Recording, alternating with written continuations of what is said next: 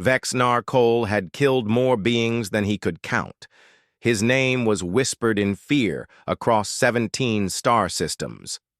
The Dravine Mercenary stood 8 feet tall, covered in thick scales that could stop most energy weapons. His 4 arms ended in claws sharp enough to cut through ship hulls. He had hunted the fastest creatures in the galaxy. He had captured the most dangerous criminals for the highest bidders. He had never failed a contract in his 200 years of life. That was why the Collective Council hired him for this special mission. The council chamber was dark, lit only by floating orbs of blue light. 12 figures sat around the curved table, their faces hidden in shadow. They represented the most powerful trading guilds in the known galaxy.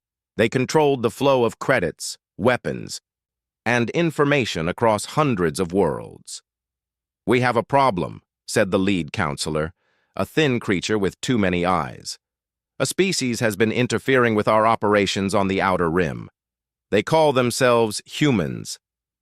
Vexnar had heard the name before, but knew little about them.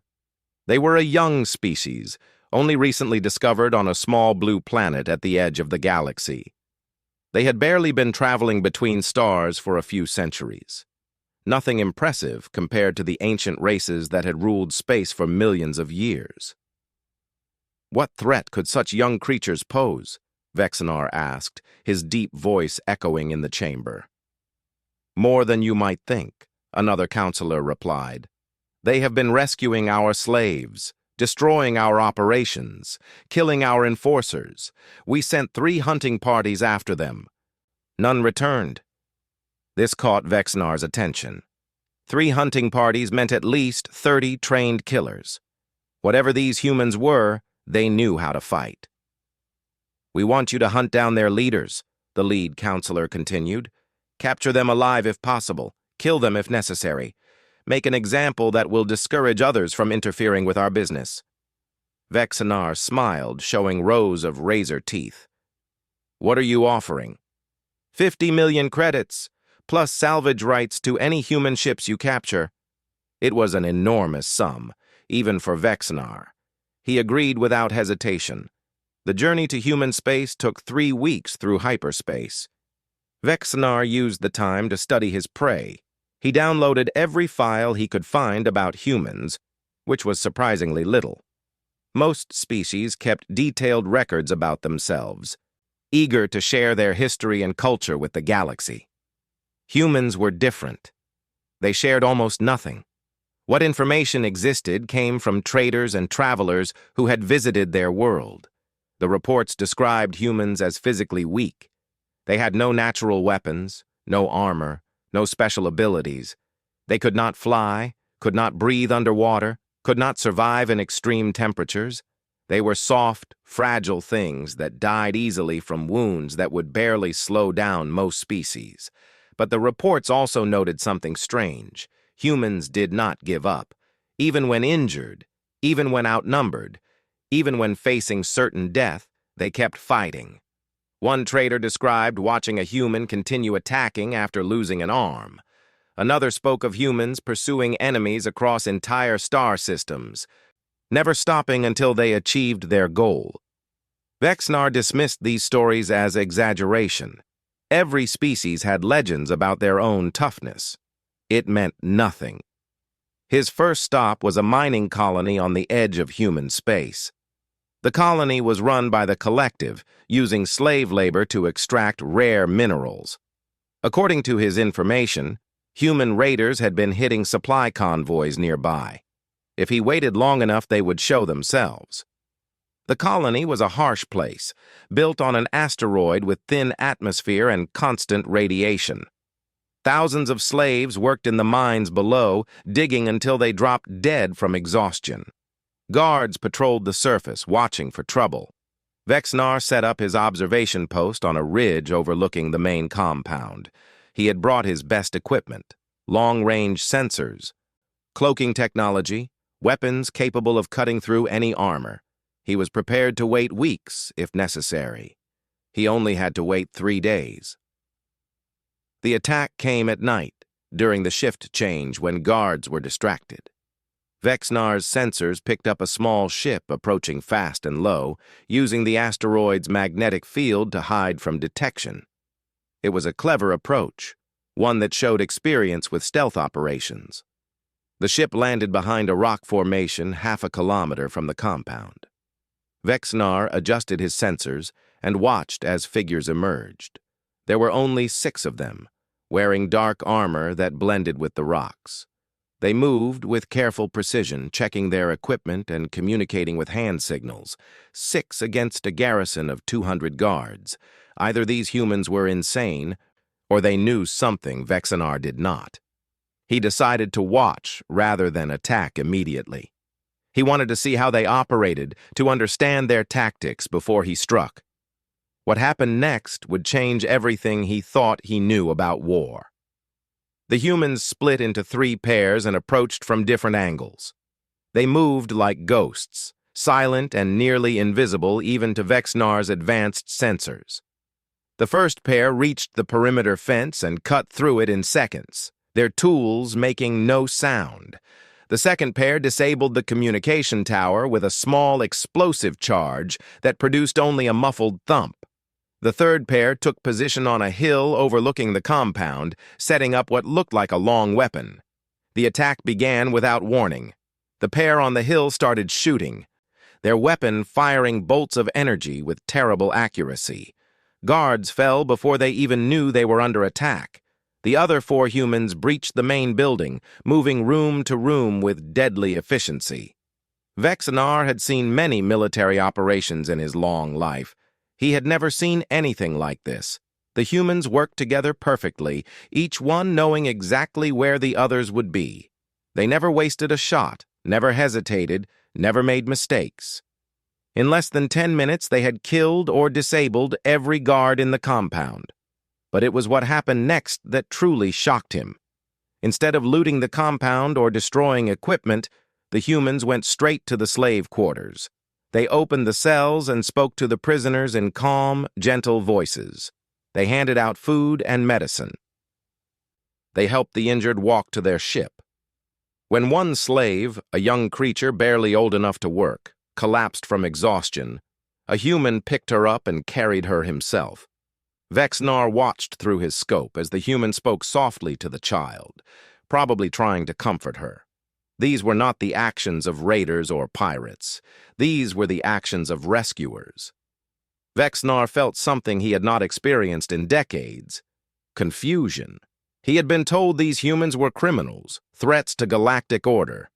But what he saw was a rescue operation. The collective had been keeping slaves, working them to death. The humans were setting them free. For a moment, he wondered if he had chosen the wrong side. But 50 million credits was 50 million credits. He shook off the doubt and prepared to follow the humans back to their base. Once he found where they were hiding, he would strike. The human ship lifted off and headed toward deep space. Vexnar followed at a distance, using his cloaking technology to stay hidden.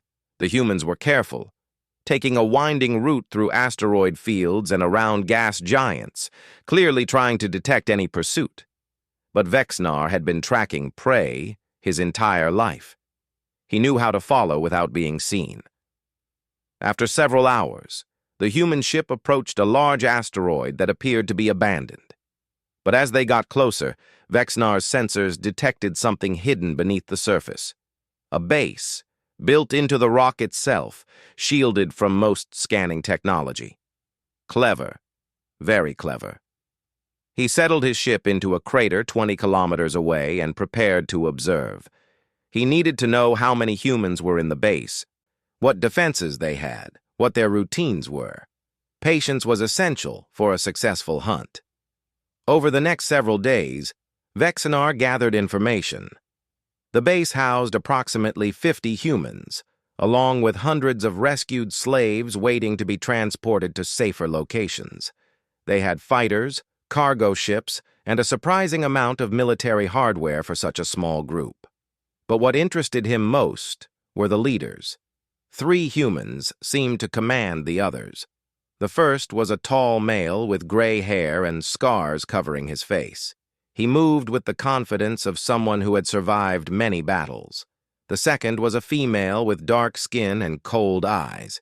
She was clearly in charge of security, always watching, always planning. The third was younger than the others, a male with a quick smile who seemed to handle logistics and communication. These were his targets. Capture them, and the human resistance would collapse. Vexnar began planning his attack. He would strike at night when most of the base was sleeping. He would use gas to disable anyone in the outer sections, then move quickly to the command center where the leaders stayed. He estimated he could complete the mission in less than 30 minutes. The night of the attack, Vexnar approached the base on foot, his massive form hidden by personal cloaking technology.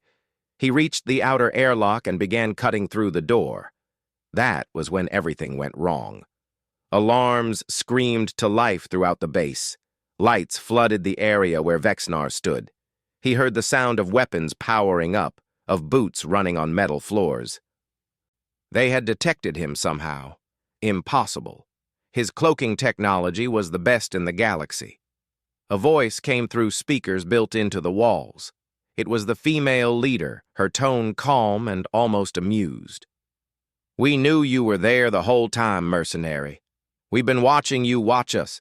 Did you really think we wouldn't notice a ship that big sitting in a crater for 5 days?" Vexnar snarled and ripped through the airlock door. If they wanted a fight, he would give them one. He was the most feared mercenary in 17 star systems. He did not run from prey. The first human he encountered died quickly, but the second and third were harder. They worked together, one distracting while the other attacked from a different angle. They knew how to fight someone bigger and stronger. They knew where his scales were weakest. By the time Vexnar reached the main corridor, he was bleeding from a dozen wounds. None were serious, but together they slowed him down. More humans appeared, firing weapons and throwing explosives. They did not try to stop him directly. They were wearing him down, bit by bit. It was a hunting tactic. They were hunting him. The realization hit Vexnar like a physical blow. He was not the hunter here. He was the prey. He had been the prey from the moment he arrived. He tried to retreat, but they had closed off his escape routes. The base was a maze of corridors and rooms, and the humans knew it perfectly. Every time he thought he found a way out, another group appeared to block his path. After an hour of running and fighting, Vexnar found himself in a large room with no other exits. He was exhausted, bleeding badly, down to his last weapon. The 3 human leaders stood before him, surrounded by their soldiers.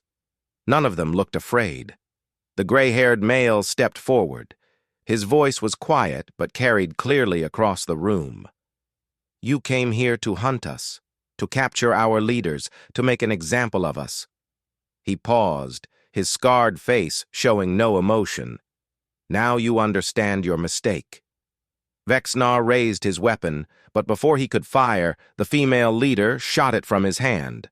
The bolt passed so close to his head that he felt the heat on his scales. "We could kill you right now," she said. "We probably should. You've killed many innocent beings in your life. The galaxy would be better without you." Vexnar waited for the killing shot. It did not come. "But we're not going to kill you," the young leader said, stepping forward with that same quick smile. "We're going to send you back to your employers with a message." He leaned close, and Vexnar saw something in his eyes that he had never seen before. It was not anger or hatred. It was certainty. Complete, absolute certainty. Never hunt humans again. Or else. They let him go. Vexnar stumbled back to his ship, barely able to walk. His wounds were treated just enough to keep him alive. They gave him food and water for the journey back. They were merciful, which somehow made it worse. As he flew away from that asteroid base, Vexnar tried to understand what had happened. He had faced the deadliest warriors in the galaxy. He had fought monsters and machines and things that should not exist. None of them had ever made him feel like this. Like prey. The humans had known he was coming. They had let him watch them, let him plan his attack, let him think he was in control. Then they had shown him how wrong he was. Every step of his hunt had been part of their plan. They had studied him just as carefully as he had studied them. They were not weak. They were not fragile. They were something far more dangerous. They were patient. They were clever. And they never, ever gave up. For the first time in 200 years, Vexnar was afraid. The council chamber was silent when Vexnar finished his report. The 12 figures sat motionless, processing what they had just heard. The greatest mercenary in the galaxy, the hunter who had never failed, had been captured, humiliated, and released like a worthless animal. "You expect us to believe this story?" The lead counselor's voice dripped with contempt. 6 weak creatures defeated 200 guards, 50 primitives captured the legendary Vexnar Cole. I am telling you what happened. Vexnar's wounds had healed over the past 2 weeks, but the memories remained fresh. These humans are unlike anything I have ever encountered. They think differently. They fight differently. If you continue this conflict, you will lose. Another counselor laughed, a harsh sound like breaking glass. Perhaps you have simply grown old and soft, mercenary.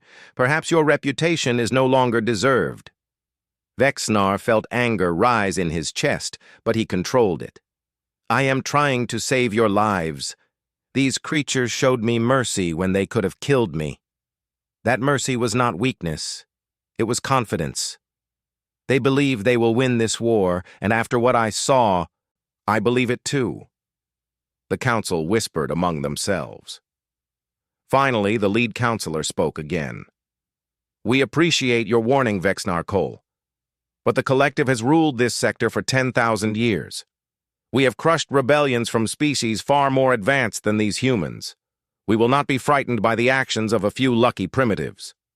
He pressed a button on the table, and a hologram appeared in the center of the room. It showed a massive fleet of warships, hundreds of vessels ranging from small fighters to enormous battlecruisers.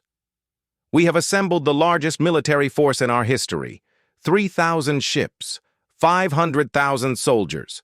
Tomorrow, they will jump to human space and destroy every colony, every station, every ship we find. When we are finished, the word human will be forgotten. Vexnar stared at the hologram, then at the counselors. You are making a terrible mistake. Your contract is complete, mercenary. You may collect your payment and leave. Your services are no longer required. They gave him his 50 million credits. Vexnar took the money and left the chamber. He had warned them. Whatever happened next was not his responsibility. But as he walked through the station toward his ship, he could not shake the feeling that he was watching beings walk toward their deaths. The collective fleet launched the next morning with great ceremony. Ships from a dozen species joined together under a single banner, their weapons ready, their crews eager for battle. The admirals made speeches about protecting civilization from barbarian threats. The media broadcast images of proud warriors heading off to defend the galaxy. Vexnar watched from a bar on a neutral station, drinking something strong enough to burn his throat. He had no stake in this fight anymore. He had his money. He should forget about humans and move on to his next contract, but he stayed in that bar, watching the news feeds, waiting to see what would happen. The first reports came 3 days later. The fleet had arrived in human space and begun their attack on the outer colonies.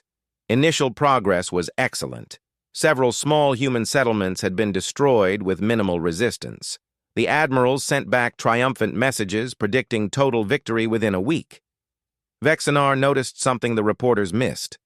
The humans were not fighting back. They were retreating, abandoning their colonies, pulling their ships back toward their home system. This was not panic. This was strategy. They were drawing the collective fleet deeper into their territory. A week passed. The news reports became less confident. The fleet had advanced farther than expected, but supply lines were stretched thin. Human raiders were hitting cargo convoys, destroying food and fuel before it could reach the main force. Communication satellites were being jammed. Ships were getting lost in unfamiliar territory. Then came the first real battle. A collective battle group of 50 ships encountered a human fleet near a gas giant. The humans were outnumbered 5-1, with smaller ships and weaker weapons.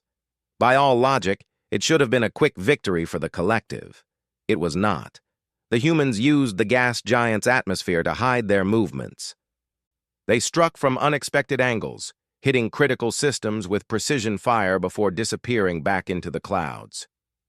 When collective ships pursued, they found themselves flying into minefields and ambushes. The battle lasted 18 hours. When it ended, 32 collective ships had been destroyed. The humans lost 4. Similar reports came from across the sector. Every engagement followed the same pattern. The humans never fought fairly. They never met their enemies head-on. They used terrain, timing, and deception to overcome superior numbers. They targeted engines and life support and communication systems, leaving ships dead in space. They rescued their own wounded but left enemy survivors adrift, forcing the collective to divert resources for rescue operations. It was not warfare as the galaxy understood it. It was something else entirely. 2 weeks into the campaign, Vexnar received a message on his private channel. The source was encrypted, but he recognized the style. It was from the female human leader, the one with cold eyes, who had shot the weapon from his hand. "You tried to warn them," she wrote. "They did not listen. Now they will learn the lesson you learned. The only question is, how many of them will survive the education?" Vexnar did not respond. He was not sure what he would say. The turning point came 3 weeks after the invasion began. The collective fleet had pushed deep into human space, approaching the planet called Earth where the species had originated. The admirals believed one decisive strike against the human homeworld would end the war. They never reached it. The humans had been building something in secret for years, hidden in the asteroid fields and gas giant moons of their system. Not just ships, but weapons. Weapons unlike anything the galaxy had ever seen. The first collective ships to encounter these weapons simply disappeared from sensors. No distress calls, no explosions, no debris. Just gone. The admirals ordered investigation teams to find out what had happened. Those teams disappeared too. Panic began spreading through the fleet. Soldiers who had been confident of victory started talking about retreat. Desertion became common. Ships jumped away from the fleet without permission, their crews more afraid of staying than of the punishment for leaving. Then the humans attacked. They came from every direction at once, emerging from hiding places that should have been impossible. Their ships were faster and more maneuverable than anything the collective possessed. Their weapons cut through shields and armor like they were made of paper, and they fought with a ferocity that shocked even veteran warriors. The battle lasted 5 days. When it ended, the greatest fleet in galactic history had been reduced to burning wreckage. 2,000 ships destroyed, 400,000 soldiers dead or captured. The handful of survivors fled back to collective space with horror stories about what they had witnessed. Vexnar watched the final casualty reports scroll across his screen. He felt no satisfaction at being proven right. He only felt tired. A month after the battle, a human delegation arrived at the collective capital. They did not come to negotiate. They came to deliver terms. The council chamber looked different now. Only 7 of the original 12 counselors remained. The others had fled or died during the chaos following the defeat. The ones who stayed looked old and afraid, their power crumbling around them. The human delegation consisted of 3 people, the same 3 leaders Vexnar had tried to capture. The gray-haired male with scars, the dark-skinned female with cold eyes, the young male with the quick smile. They stood before the council without weapons, without guards, without fear. "You thought we were weak because we are young," the gray-haired male began. "You thought we were primitive because we came late to the stars. You were wrong." The female stepped forward. We learned something important growing up on Earth. Our planet was not kind to us. We faced predators bigger and stronger and faster than us. We survived ice ages and plagues and disasters that should have destroyed us. We learned that survival does not come from strength alone. It comes from intelligence, adaptation, and the refusal to give up. The young male continued. When we reached the stars, we found races that had been traveling space for millions of years. We knew we could not match them in technology or resources. So we did what we have always done. We learned. We adapted. We watched and studied until we understood how you thought, how you fought, how you lived. And then, the gray-haired male finished, we became something you never expected. Not your equals, your superiors. The counselors said nothing. There was nothing to say. Here are our terms, the female announced. The collective will release all slaves immediately. Your slave trading operations will end today. You will pay reparations to every species you have harmed. You will submit to human oversight of your government and military for the next century. And if we refuse? One counselor asked, his voice barely a whisper. The young male smiled that quick smile. Then we will do to your homeworld what you tried to do to ours. Except we will succeed. The council accepted the terms. News of the collective's defeat spread across the galaxy like wildfire. Species that had been oppressed for centuries suddenly had hope. Slaves rose up against their masters. Trading guilds that had dominated entire regions collapsed overnight. The balance of power that had existed for millennia shifted in a matter of weeks. And at the center of it all were the humans. They did not seek empire. They did not want to rule the galaxy. They simply wanted something they called freedom, for themselves and for everyone else. They helped species rebuild after slavery. They shared technology without demanding payment. They protected the weak and challenged the powerful. It was confusing to beings who had only known power through domination. Why would anyone fight so hard for others? Why would anyone risk everything for creatures who were not even their own species? Vexnar found himself thinking about these questions in the months that followed. He had spent his entire life taking contracts, killing whoever he was paid to kill, caring nothing for right or wrong. It had made him rich. It had made him feared. But watching the humans, he wondered if it had made him anything worthwhile. He was sitting in another bar on another station when the message arrived. It was from the human leadership, sent directly to his personal channel. We know what you are, Vexnar Cole. We know what you have done. By any measure of justice, you should face punishment for your crimes. He read those words and felt something he had not felt since childhood. Guilt. The message continued. But we also know you tried to warn the collective. You told them the truth, and they ignored you. That suggests something inside you that is worth saving. Worth saving. No one had ever said those words about him. We are offering you a choice. You can continue your life as a mercenary, taking contracts and killing for money, or you can use your skills for something better. We are building an organization to help species across the galaxy. We need people who understand how the criminal underworld works, who know where the slavers hide and how the traffickers operate. We need hunters, but not hunters who kill, hunters who rescue. Vexnar read the message 3 times.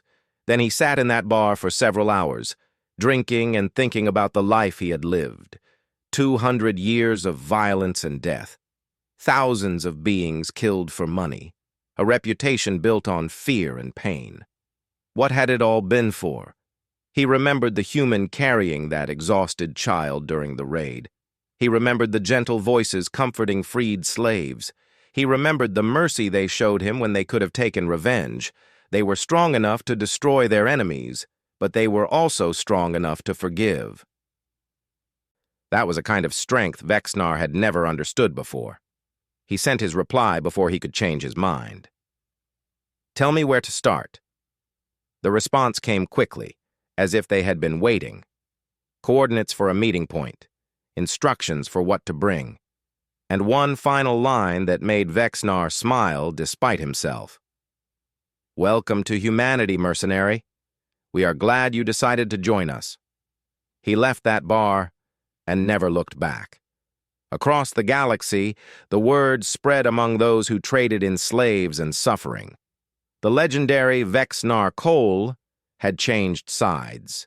The most feared hunter in 17 star systems now hunted slavers and traffickers and those who preyed on the weak. And behind him stood the humans, those strange creatures from a small blue planet who had somehow become the most terrifying force the galaxy had ever known. Not because they were the strongest, not because they were the most advanced, but because they never stopped fighting for what they believed was right.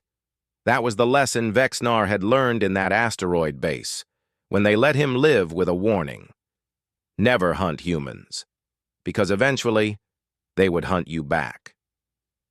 5 years had passed since Vexnar Cole sent that message. 5 years since he walked away from everything he had known. In that time, he had changed more than he thought possible. His body still bore the scars from hundreds of battles. His 4 arms were still strong enough to tear through metal. His scales could still stop most weapons. But the creature inside that body was someone entirely different. He stood now on the bridge of a rescue ship, watching stars streak past the viewports as they jumped through hyperspace. Around him worked a crew of 12 beings from 8 different species. Humans, of course, but also Draveen like himself, Korathi with their delicate wings, massive Thren whose bodies were mostly muscle, and others who had found purpose in this strange organization. They called themselves the Liberators. Their mission was simple: find those who were enslaved or trafficked or abused and free them. Vexnar had led 37 rescue operations in the past year. He had pulled hundreds of beings from labor camps and pleasure houses and mining ships where they worked until they died. Every mission reminded him of the person he used to be. Every life he saved was another step toward redemption. Today's mission was different. Their target was a massive facility hidden in a nebula at the edge of known space. Intelligence suggested it was one of the largest remaining slave operations in the galaxy, run by a criminal syndicate that had avoided justice for decades. The facility processed thousands of beings every month, stripping away their identities and selling them to buyers across multiple sectors. The leader of the operation was someone Vexnar knew. Torak Ven, another Draveen mercenary who had once been Vexnar's rival. They had competed for contracts for over a century, each trying to prove they were the deadliest hunter in existence. When Vexnar changed sides, Torak had seen an opportunity. He took over the criminal networks that Vexnar had abandoned, building an empire on suffering and pain. Now Vexnar was coming to tear that empire down. The human woman beside him was named Sarah Chen. She was the commander of this mission, a veteran of the war against the Collective who had helped plan the strategies that destroyed their fleet. Her hair had gone gray in the years since, but her eyes were still sharp and her mind still brilliant. "We drop out of hyperspace in 10 minutes, she said, studying the tactical displays. "Our scouts report heavy defenses around the facility, shield generators, weapon platforms, patrol ships. They are expecting trouble." "Torak always was paranoid," Vexnar replied. "He knows someone would come for him eventually." "Can we break through?" Vexnar considered the question. In his old life, he would have said no. The defenses were too strong for a single ship. Attacking directly would be suicide. But that was thinking like his old self. The humans had taught him a different way. "We do not need to break through," he said. "We need to be invited in." Sarah raised an eyebrow. "What do you have in mind?" Vexnar explained his plan. It was risky, perhaps foolish, but it played to their strengths. It used deception and timing instead of raw force. It was exactly the kind of strategy humans had perfected. When he finished, Sarah smiled. That might actually work. The ship dropped out of hyperspace near the nebula's edge. Vexnar transmitted a signal using codes he remembered from his mercenary days. The response came quickly. Unknown vessel. Identify yourself or be destroyed. This is Vexnar Cole. Tell Torak that an old friend wants to talk business. A long pause. Then a different voice, deeper and angrier. Torak himself. Vexnar. I heard you had become a pet for the humans, rescuing slaves and singing songs about freedom, how the mighty have fallen. I hear you have built quite an operation here, Vexnar replied, keeping his voice casual. Impressive for someone who always finished second in every contract we competed for, Torak growled. What do you want? I want to make a deal.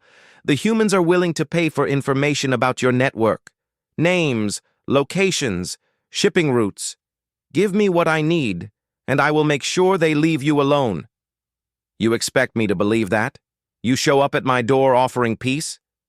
I expect you to be suspicious. That is why I am willing to come aboard alone and unarmed.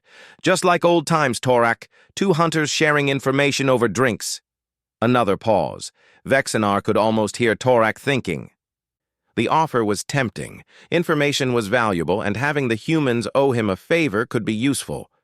But it was also clearly a trap. You think I am stupid enough to let you inside my facility? I think you are smart enough to know that killing me will bring every Liberator ship in the sector down on your head. The humans are watching, Torak. They always are. Let me come aboard, hear what I have to offer, and decide for yourself. The silence stretched on. Vexnar waited, his heart's beating steady. This was the moment. If Torak refused, they would have to try a direct assault that might fail. If he accepted, everything else would depend on skill and luck. Fine, Torak finally said. Come aboard, alone. If I detect any weapons, any tricks, you die. I would expect nothing less from you. Vexnar took a shuttle to the facility, guided by patrol ships that kept weapons trained on him the entire way. The facility was enormous, a city-sized structure built into an asteroid at the nebula's heart. Lights glowed from thousands of windows. Ships docked and departed constantly, carrying their cargo of living beings to buyers across the galaxy. He landed in a secure bay and was immediately surrounded by armed guards. They searched him thoroughly, finding no weapons. They scanned for implants and hidden technology, finding nothing. Vexnar had come exactly as promised, alone and unarmed. What they did not find was the microscopic transmitter attached to one of his scales. It was human technology, so small and advanced that standard scanners could not detect it.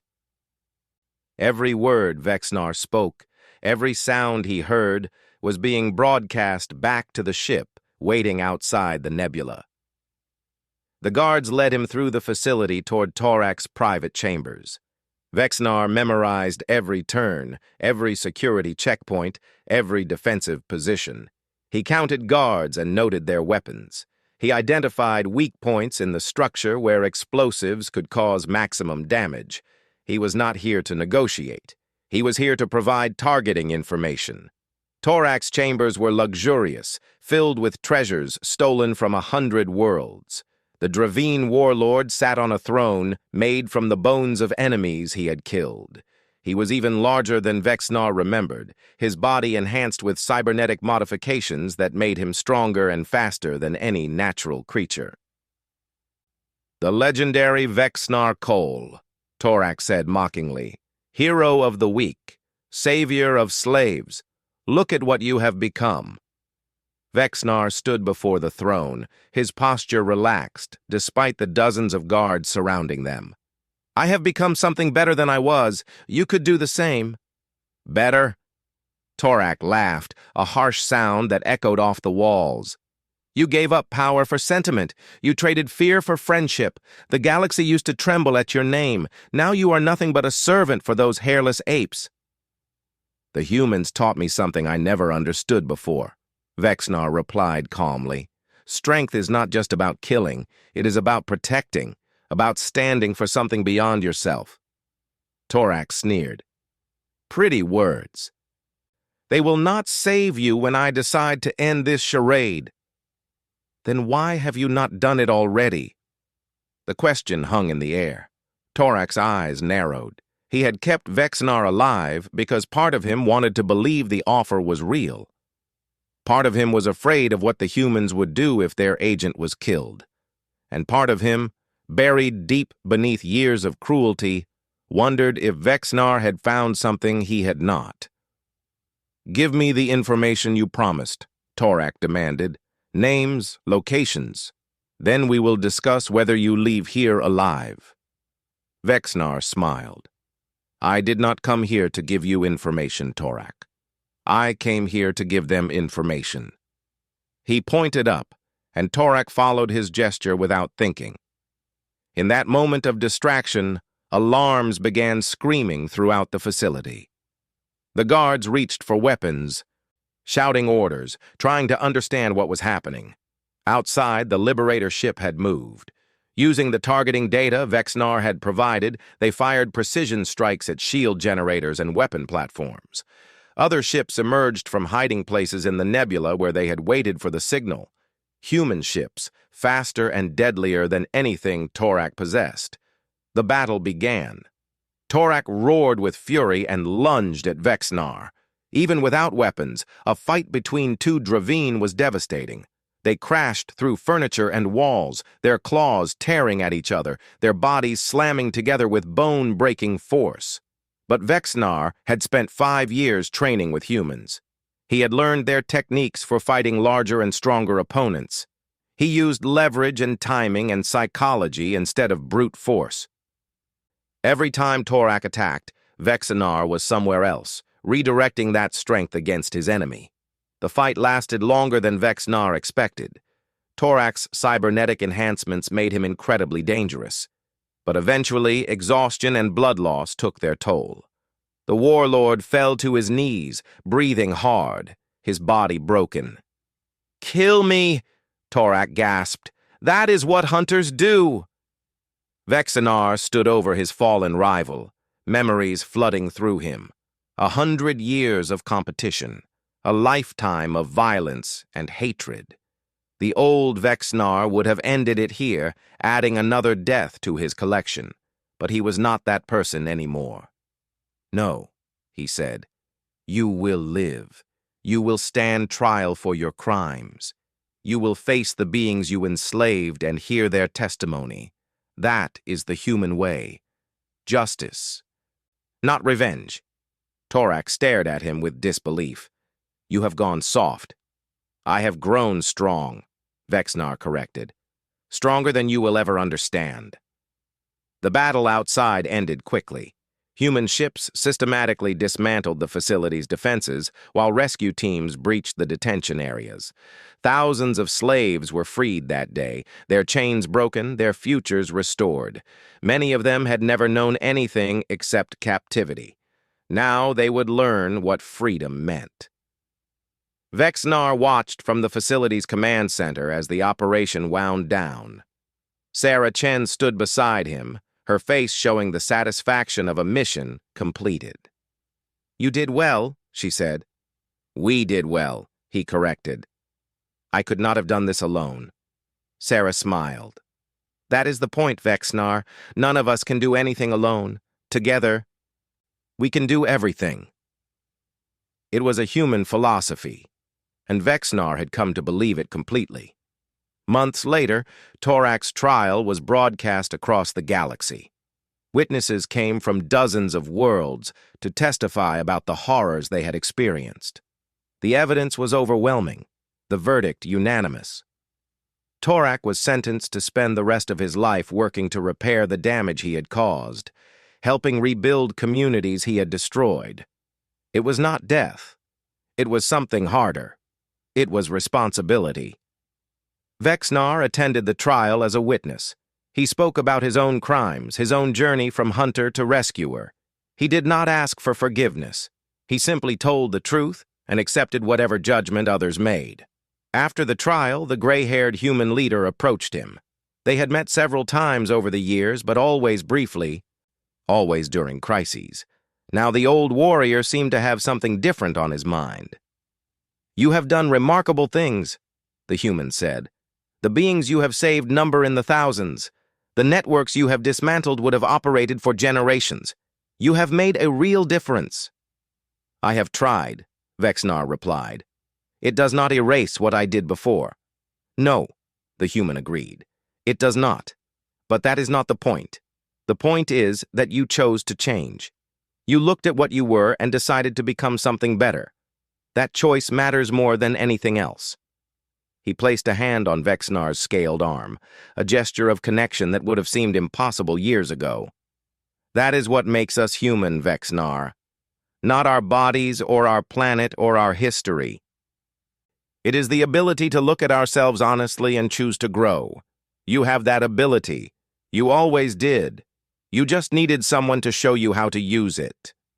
Vexnar thought about those words for a long time after. He thought about the creature he had been, the killer who cared nothing for right or wrong.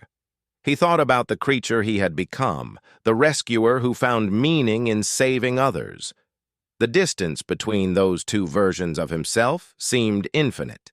But it had started with a single choice, a message sent before he could change his mind, a willingness to become something new. The humans had shown him that path, not through force or threat or manipulation, but through example. They had shown him what strength really meant. In the years that followed, Vexnar continued his work. He trained other hunters to become rescuers. He helped build networks that protected the vulnerable across hundreds of worlds. He became a legend again, but a different kind of legend. Not the monster who brought death, but the guardian who brought hope. And whenever someone asked him about his transformation, about how the most feared mercenary in the galaxy became its most dedicated protector, he told them the same story. He told them about a group of humans who captured him and let him go, who defeated the greatest military force in history and then helped their enemies rebuild, who offered mercy when revenge would have been easier, who showed him that the measure of a being was not how many enemies they could destroy, but how many lives they could save. He told them about the warning they gave him, the words that changed everything. Never hunt humans again, or else. It was not a threat, he understood now. It was an invitation to become something better, to join a species that had mastered the most difficult challenge in the universe, conquering not others but themselves. That was why humans were the most terrifying beings in the galaxy. Not because of their weapons or their tactics or their technology, because they made you want to be worthy of them, and that changed everything. Vexnar looked out at the stars from his ship's observation deck. Somewhere out there, beings were suffering. Somewhere, slavers were planning their next operation and traffickers were counting their profits. But somewhere else, liberator ships were preparing for launch. Rescue teams were studying targets and planning operations. Former hunters like himself were transforming their skills from instruments of death to tools of salvation. The galaxy was changing, one mission at a time, one choice at a time, one life at a time. And at the center of that change were the humans, those strange and wonderful creatures who had shown the universe what true strength looked like. Vexnar smiled, a rare expression for a Draveen, and went to prepare for his next mission.